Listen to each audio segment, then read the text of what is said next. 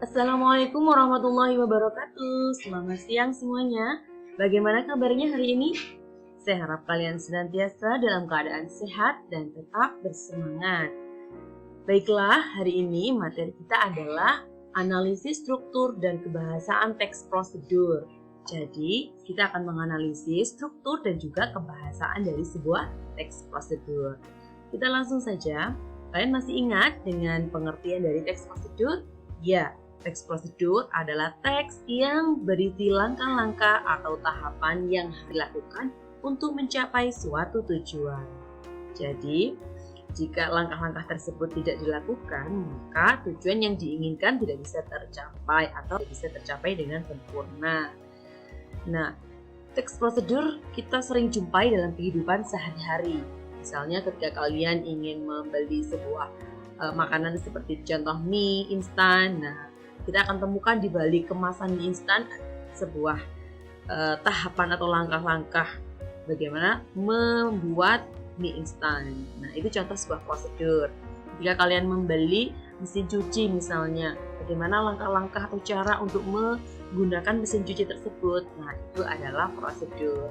Jadi setiap hari kita sering menjumpai yang namanya prosedur, dan prosedur itu penting supaya kita bisa mencapai tujuan dengan tepat atau keinginan kita bisa terpenuhi dengan benar. Nah, sebenarnya untuk apa sih tujuan dari teks prosedur? Nah, tujuan dari teks prosedur adalah untuk membantu seseorang memahami bagaimana cara melakukan atau membuat sesuatu dengan tepat.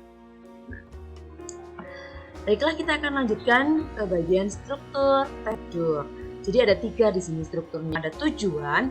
Pada bagian tujuan biasanya berisi kalimat pernyataan bisa atau berupa paragraf juga bisa. Pengantar yang menjelaskan tujuan dari penulisan prosedur itu.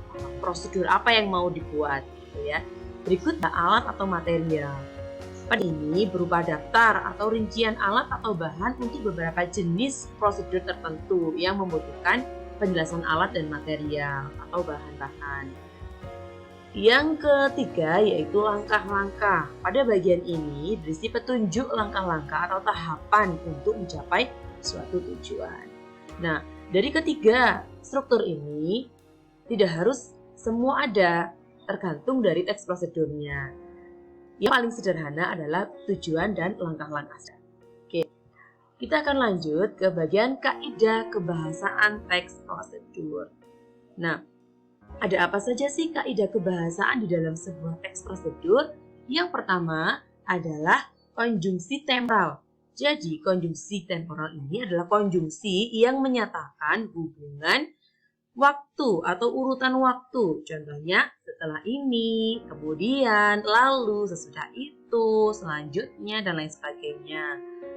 Itu sering kita jumpai di dalam teks prosedur. Berikut kata imperatif. Kata imperatif atau bisa disebut dengan kata perintah.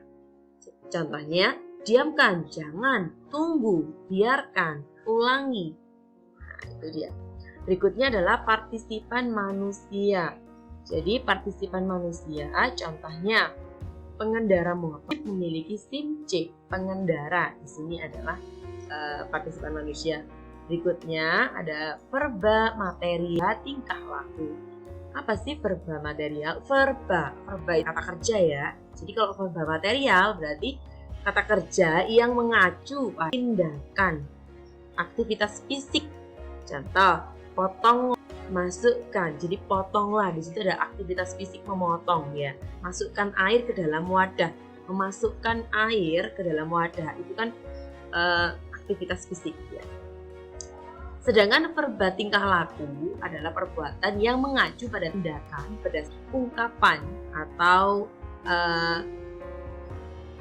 sikap ya. Jadi tindakan yang mengacu pada sikap seperti tunggu kira-kira 5 menit. Tunggu itu kan sikap, kita menunggu.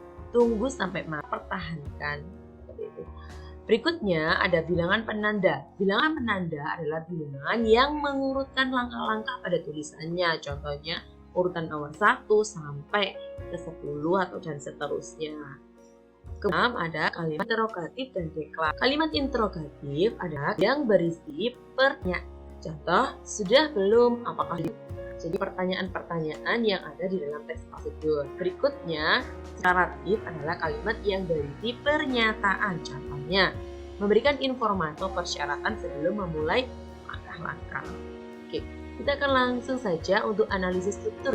Ini ada sebuah teks prosedur berjudul Prosedur Pembuatan KTP. Jadi sangat umum bahwa satu Indonesia memiliki satu KTP.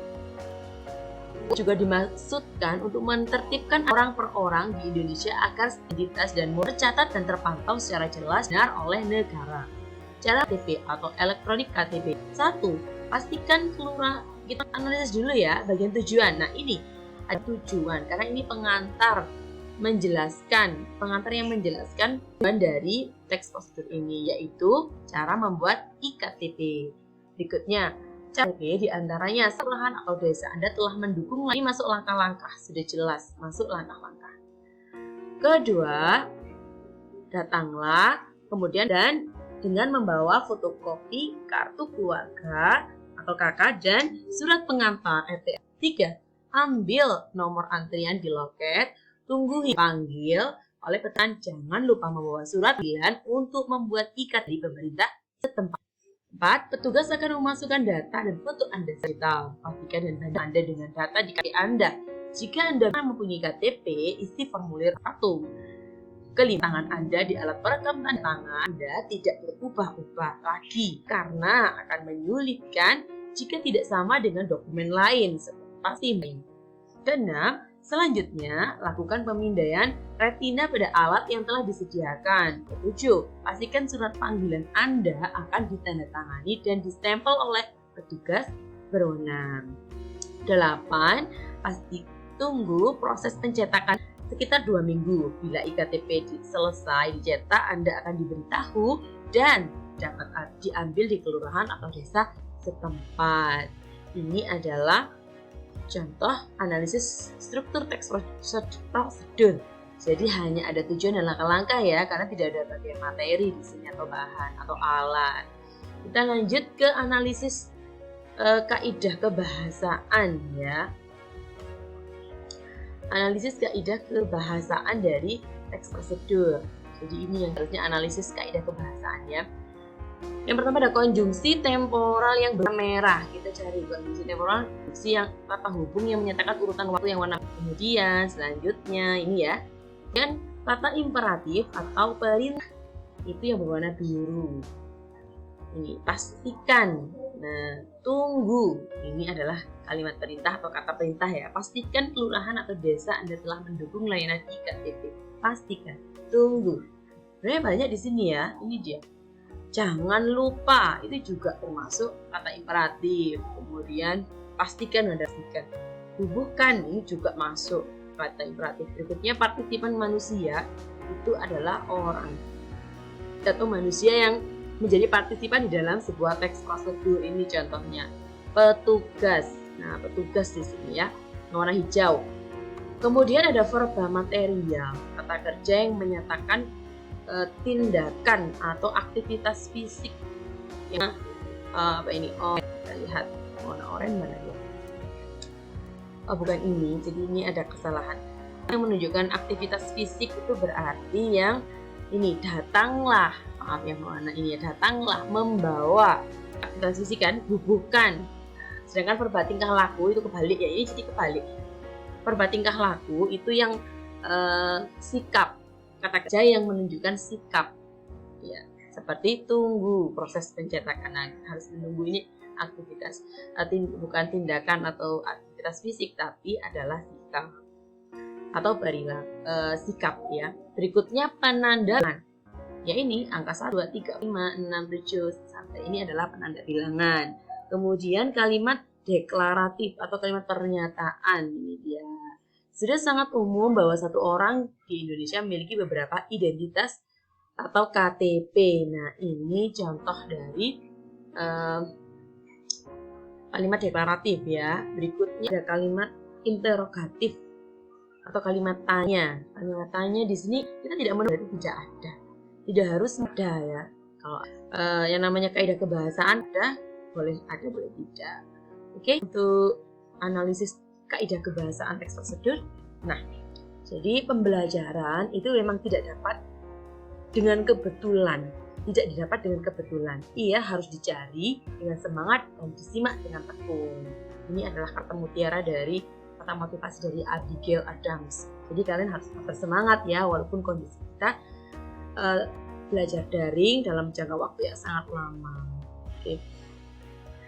Baiklah, terima kasih anak-anak sudah bergabung untuk pembelajaran hari ini. Mudah-mudahan bermanfaat. Dan saya akhiri. Assalamualaikum warahmatullahi wabarakatuh.